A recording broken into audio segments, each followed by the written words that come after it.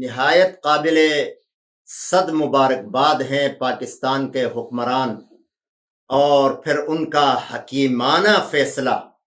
کہ اس وقت پوری دنیا کے صرف مسلمان نہیں بلکہ سارے اقوام عالم اور سارے لوگ پاکستان کی طرف دیکھ رہے ہیں، ان کی نظریں پاکستان کی طرف اٹھی ہوئی ہیں اور پاکستان ایک بہت بڑے کارنامہ انجام دینے جا رہا ہے، جہاں دو متحارب گروپ اور یوں سمجھیں کہ عالمی جنگ کے دو ارکان،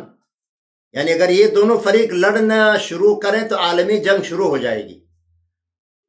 پاکستان نے اپنے کامیاب بیرونی سفارتکاری کے ذریعے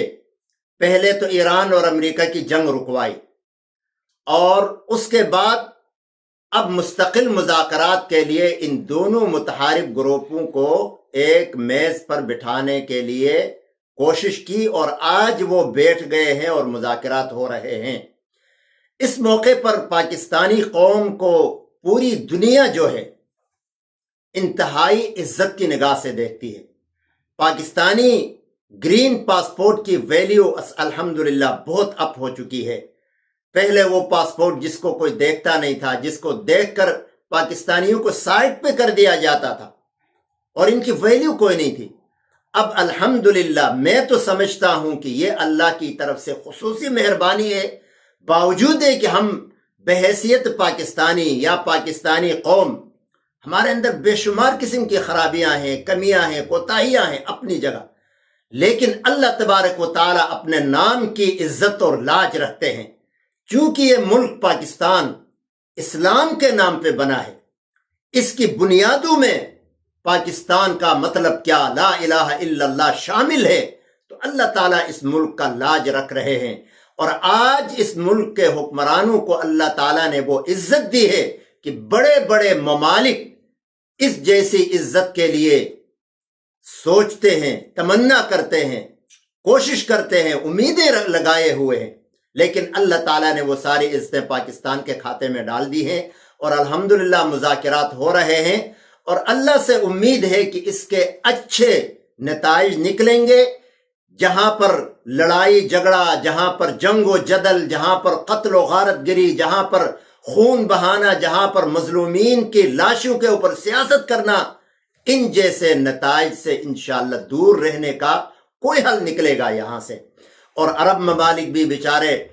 یقیناً اس جنگ کی لپیٹ میں آ گئے تھے، ایران کی بیچ بیچ کی شرارتوں کی وجہ سے یہ بیچارے بھی مجبور تھے، لیکن اللہ نے ان کو حوصلہ دیا، باوجود ہے کہ کئی دفعہ حملہ کرنے کے ان لوگوں نے، عرب ممالک نے پورے حوصلہ اور حکمت عملی اور پورے ہمت کا مظاہرہ کرتے ہوئے انہوں نے کوئی جوابی کارروائی نہیں کی، لیکن انشاءاللہ یہ مذاکرات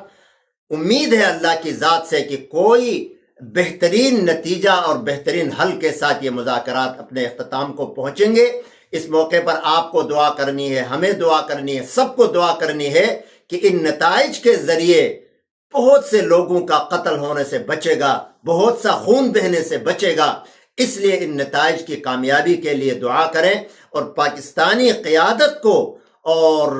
خارجہ پالیسی کو میں سلوٹ کرتا ہوں، سلام پیش کرتا ہوں کہ اللہ تبارک و تعالیٰ ان کے ذہنوں میں اسی طرح کی اچھی مثبت سوچ ڈالتا رہے اور پھر یہ اپنے فیصلوں میں اللہ کی طرف رجوع کرتے رہیں اور اللہ ان سے اچھے فیصلے کروائے۔ اللهم صل على سيدنا محمد يا رب صل وسلم دائما